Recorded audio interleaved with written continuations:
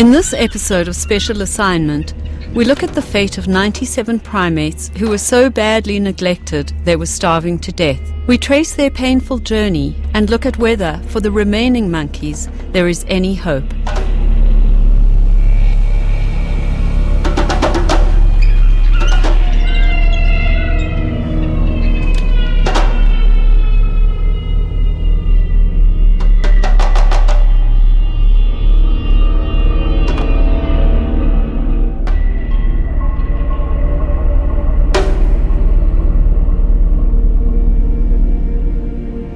In December 2015, members of the public began to report the shocking health and welfare conditions of 97 exotic primates at Little Falls Garden Centre in Muldersdrift, Johannesburg.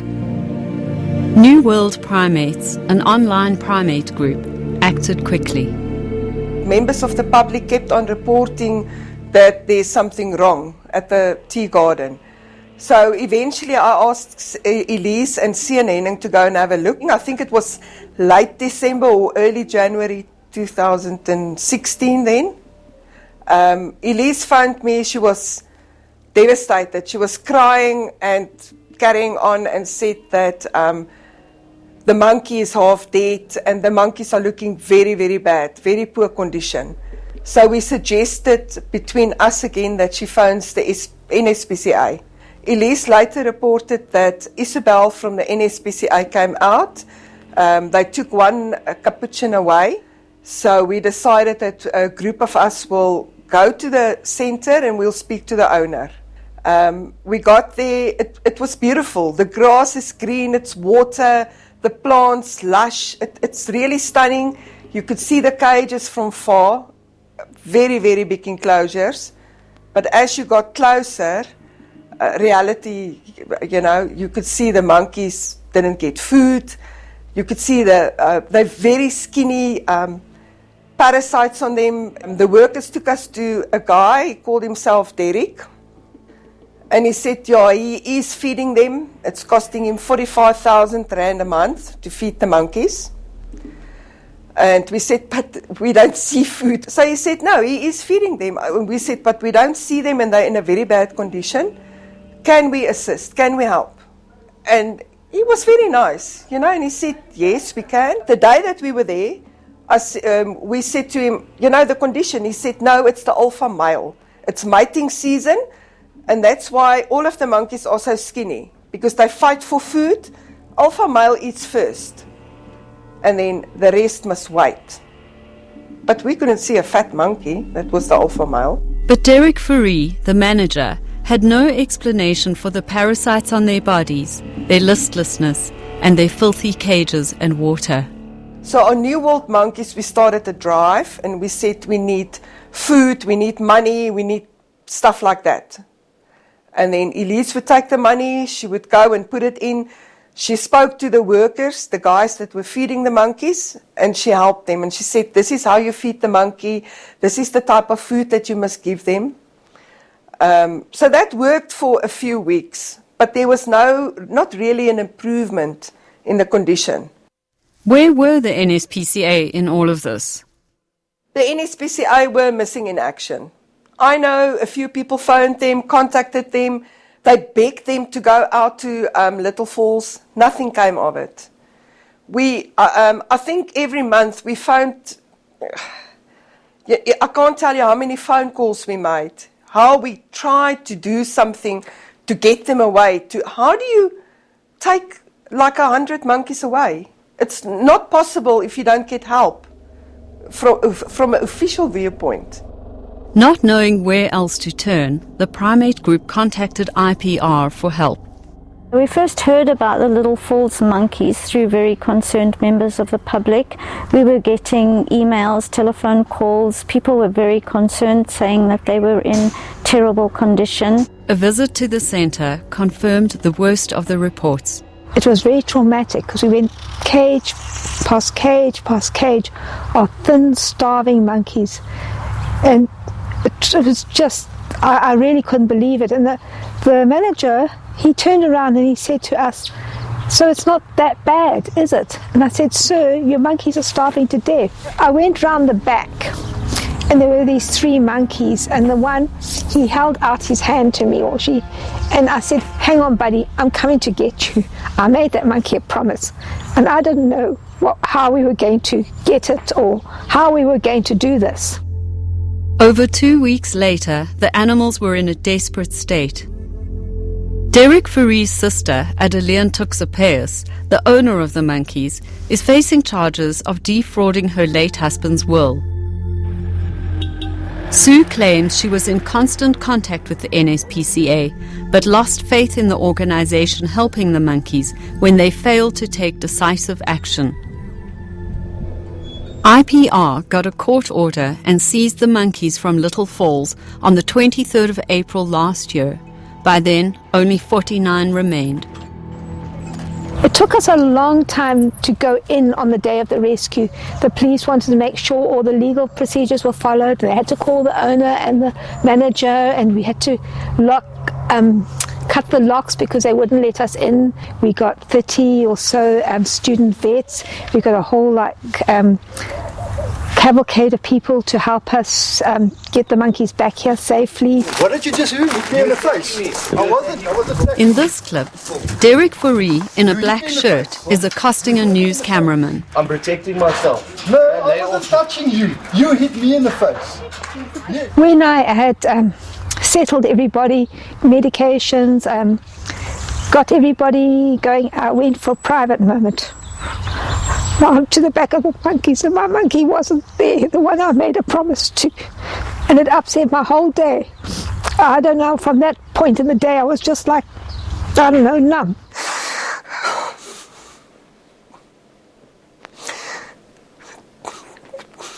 Sorry.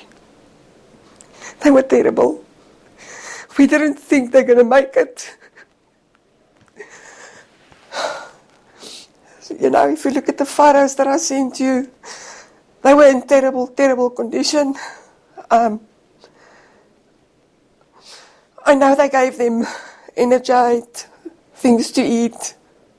The one little baby was feeding his mommy, and the baby looked like he was the adult monkey and the mommy was the baby.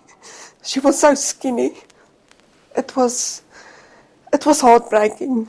On the day that they arrived, it was very much too busy to even think. We worked a full day with about 10 minutes for lunch without stopping, so there really wasn't time to think about it. It was only at the end of the day, once everything was finished, we walked down to see the monkeys, and they were skin and bone. They looked half dead, some of them. It was too much. I mean, it was overwhelming. As the animals arrived at IPR, vets were there to receive them. Look at that face, everything sunk in it.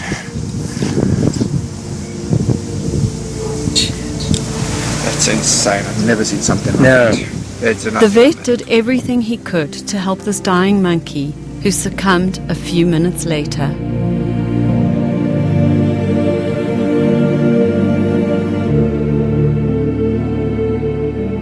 I just want to ask Derek a few questions. If you can maybe answer me that, is why do you keep that place in such a prime condition? The green lawns, the swings and the slides for the children, for the parties. They had things to keep them busy. Why not the monkeys? They were the main attraction. Why people will have a children's party there. And then how can you have a children's party when they eat cake, they drink their cool drink, and they discard that piece of cake, and that monkey cannot reach to the grass?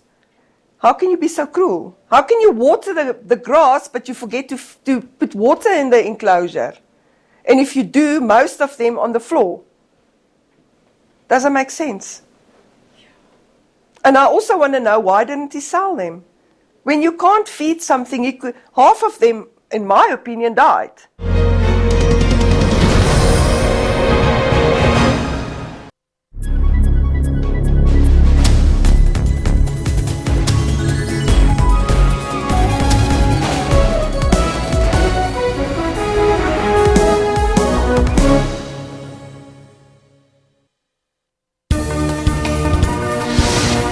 We take an in-depth look of all your stories of the day across the world.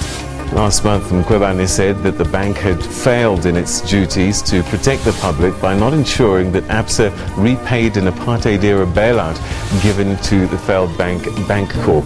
The rand fell nearly 2% on her remarks. My effort, in my opinion, is going to be to build a Zimbabwe that I believe in, as opposed to remaking a Zimbabwe of the past that I cannot do anyway. So I'm absolutely clear on this. We need to start showing more commitment by government that they are committed to working with business, and therefore that should start to stimulate confidence, and with confidence comes investment, and with investment hopefully comes growth. Stay tuned to Primetime News every day from 18 hours.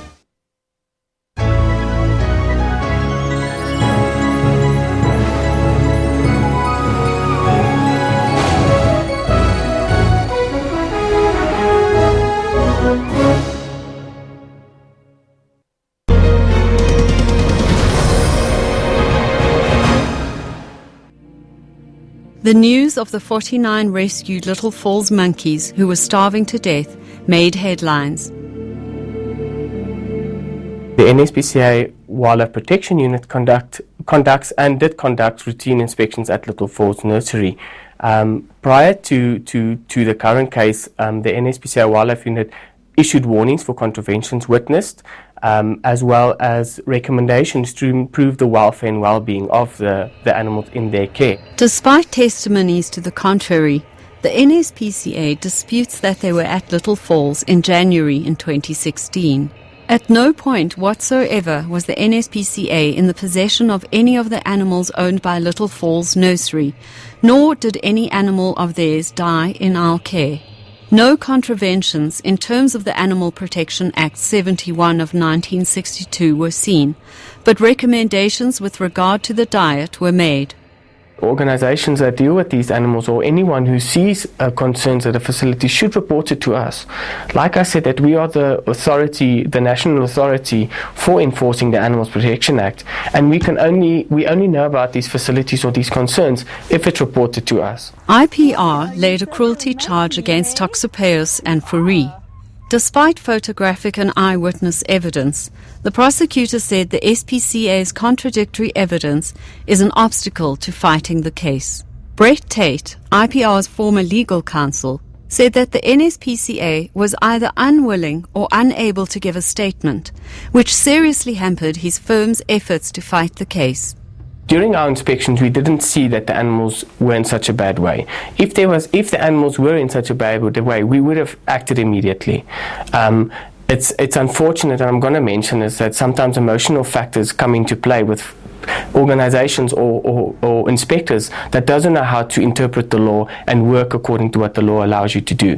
The NSPCA believes in education before prosecution, and we have to be fair with each and every case that we deal with in order for us to get a successful prosecution if we do go to court. The opposing parties reached a settlement. IPR agreed to release the monkeys to Eric Venter, who had bought them from Toxopeus. I'd hardly got home and the phone started ringing from all over the world. I can't believe. A friend from Britain phoned and said, "Kerry, what have you done?" And I said, "What do you mean?" They said, "No, this place they're going to has sold animals to laboratories. They've caught wild animals on permit, wild baboons."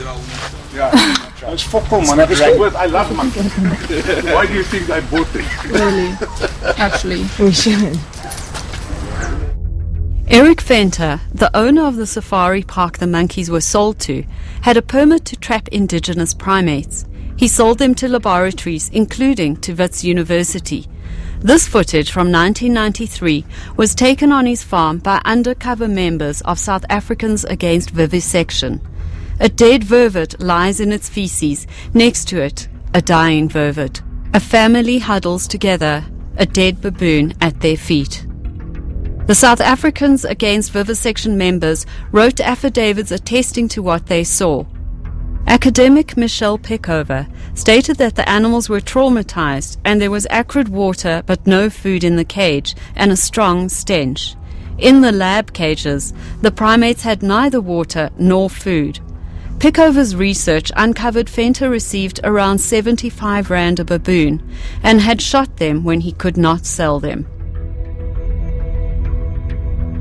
Wits University confirmed Venter supplied them with baboons over a decade ago and that they were received in good condition.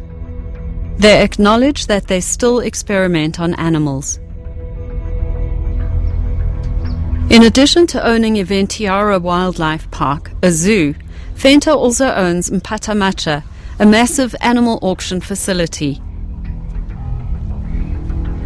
On the 10th of May 2016, Eric Venter pulled out of the sale deal. IPR was offered the monkeys to purchase. It was agreed that in the event they could not raise the money, the monkeys would be returned to Toxopeus. We really tried to raise the money. We did put it out on internet, but then their lawyers were saying this was confidential information and that it shouldn't be out there on internet, and it made it very difficult for us to raise the money without saying what it was for and mentioning amounts. Even though it is not the policy of our sanctuary to buy any monkeys, it was, we thought, the only way that we could protect them and save them. After being hand-fed every 2 hours, the monkeys, who just over 2 weeks earlier looked like they were too far gone to recover, started to come back to life. I remember the first day, it was quite exciting when we saw them starting to interact, and the one morning we went down there and they were all playing. It was really such an amazing experience because we really did nurse them, so to speak, back to health, and it was just an absolute delight to see them begin to flourish and actually enjoy their lives. On the 17th of May this year, Toxopeus and Venter arrived with a warrant of execution and seized the monkeys. Prior to this, IPR was represented pro bono by law firm Tabax under attorney and partner Brett Tate. Declining an on-camera interview, Tate says his firm did whatever it could to ensure that the monkeys would not be returned to Little Falls. He resigned his legal counsel when IPR disagreed with his advice and did not want to adhere to the court order to hand over the monkeys. Tate said that if he assisted them in breaching the court order, he would have effectively procured their imprisonment and was left without a choice but to resign his services. We've never seen the affidavit and we're still searching for it. We were starting to prepare the food top-ups for all the monkeys when all the vehicles turned up, the trucks, the cars. They'd got boxes to take all the monkeys away. We had no idea they were coming. It was just a normal day's work 1 minute, and the next it was suddenly everyone on alert trying to work out what was going on, what we needed to do. While Venter's team was capturing the monkeys, a Capuchin named Davy escaped. Unable to outwit human cruelty, Davy was caught and killed a few days later by some locals in the area. These monkeys were taken in by IPR. They've been fed by IPR. Veterinary care has been provided, as it should be, obviously. But there's still a cruelty case pending. That cruelty case hasn't been heard yet, and the monkeys have already left IPR. I don't understand. It seems like the legal system is letting animals down hugely.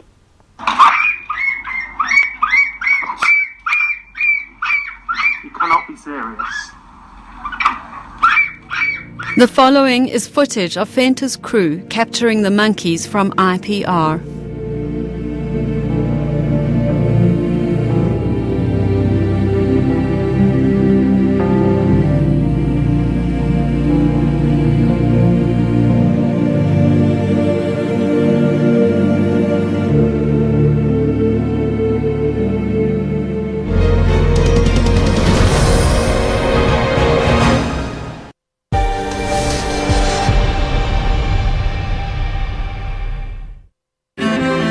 What guides us? What leads us forward? Is it the words of our sacred texts? Is it the actions of our people? Or the voices of our citizens? Your country is guided by the voices of its people, and your broadcaster is dependent on your voice to guide it. Get your copy of the SABC's editorial policy and have your say.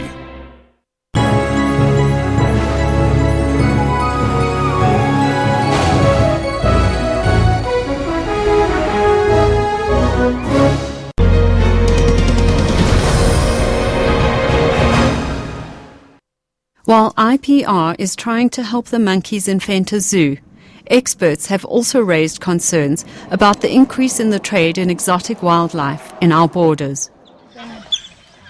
In South Africa, exotic breeds are especially vulnerable because of the lack of laws protecting them. A proliferation of breeders sell babies into the pet trade for big profits, leaving the animals open to abuse. And you can basically just breed and do whatever you want to, and you can trade with them as much as you want to. And isn't it just ironic that we are one of the biggest exporters of exotic animals? Not our own animals, exotic animals. And the reason for that is because there's no control. You know, you can basically do whatever you want, it's okay. Monkeys are removed from their mothers, and what the breeders then do is they will get somebody from the outside who is not known to the monkey mom to come and remove the baby from the monkey's back, so that the mother will still trust the breeder even after this has happened. And this often happens when the baby monkeys are like maybe 2, 3, 4 days old. Imagine the trauma, having to lose her child time after time after time, just so that some person can have a monkey in their home and dress the monkey up in a dress and a nappy and whatever. Often, in the process of pulling the baby from its mother, limbs are broken or torn off. The main problem is that people get babies as monkeys, and then the monkeys never learn correct behavior patterns, and come sexual maturity they become very, very aggressive because they've been raised in isolation from other monkeys, and they've never learned how to behave correctly. So 90% of the pet monkeys that are hand-reared become aggressive and start attacking their owners, and the other reason is that they're terribly destructive. Kerry described a visit to see the Little Falls monkeys at Venter Zoo. It was the males that got me. They came up to the front of the cage and they looked at me and they were like, "Can you help me?" They were looking and they were so miserable, and they had runny eyes, runny noses, and they'd split the family groups. And Sylvia, one of the moms, was sick. We didn't even know if she was alive because she was in the back of the box. So my friend took photographs with her cell phone to see, and when we played them back we could see that she'd been moving, so we knew she was alive. And the last time I went in, the monkeys had definitely deteriorated quite a lot. They have dropped in weight quite considerably. The one monkey, Bobtail, his coat's so matted, and I'm sure that's because he's over grooming and he's putting urine on it just simply from stress. In mid-July, 2 months after the monkeys left IPR, I visited Venter Zoo undercover to see the condition of the monkeys. It was a warm day, and these thirsty tigers were licking this empty metal container and turning it over. There was no staff to be seen. We reported this to management, and they said they had drained their dam and would go and give them water. Several other animals also had no water in their enclosures. I showed footage I took at the zoo to wildlife expert Karen Trendler. You should have a much bigger thing for a tiger, and it should also be secured into the ground so that they can't knock it over. Even if they filled up that small water trough, it wouldn't be adequate water for 3 tigers under hot conditions with no shade. Karen told me about her overall concerns for the monkeys. When you see animals with patchy fur, with dirty fur, with bare areas of skin, there's an indication that something is wrong. And it could be parasites, it could be food, it could be any number of factors, and it's difficult to say what it is just from looking at this footage, but it definitely requires further investigation. Trays where the food bowls go that have got metal with very, very sharp edges that can cause injuries. And then also what is disturbing, having worked with a number of captive facilities, is that there are no barriers between the public access to the monkeys and the monkey access to you. Those barriers are a requirement both for the animals' protection and for the humans' protection. Every time I was there, I saw food bowls that had fallen on the ground outside the cages where the monkeys couldn't reach them.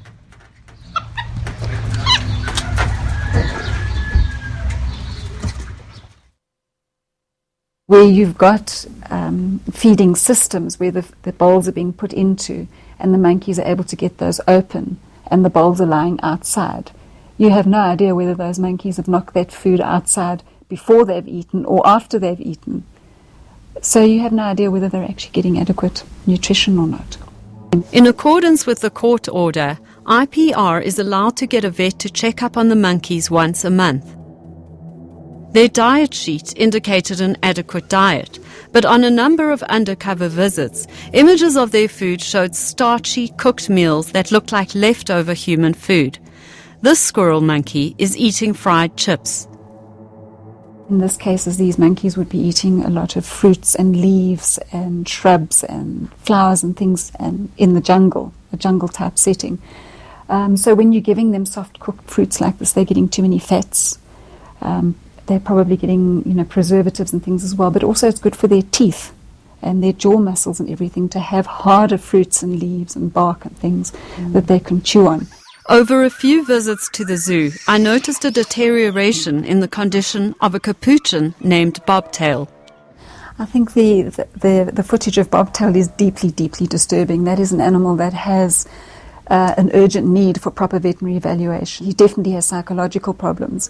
Whether that's purely psychological or whether there's actually a pain element as well. And from looking at that footage, I would really like him to see a vet immediately. What came across to me overall with a lot of the monkeys' behavior is that monkeys are incredibly social animals.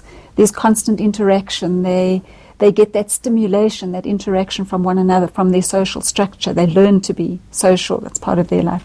Is that when you look at some of those monkey groups, there's just an absence of that social interaction. And that normally happens. I mean, if you're hungry, if you're uncomfortable, if you're stressed, you're going to be less concerned about interacting and being social and more concerned just about your own needs. Eric Fenter and Adelian Toxopeus were offered the right to respond to allegations made against them in this episode. They referred me to their lawyer, who responded saying that Toxopeus vehemently denied claims of abuse and neglect. I contacted Derek Fourie for his response to allegations against him. He refused to engage with me. The Department of Agriculture and Forestry told me that there was a legislative review process that would result in new animal laws that are more proactive than the current Animal Protection Act. This, they said, in response to my questions about including exotic animals in the Act and harsher sentences for crimes against animals.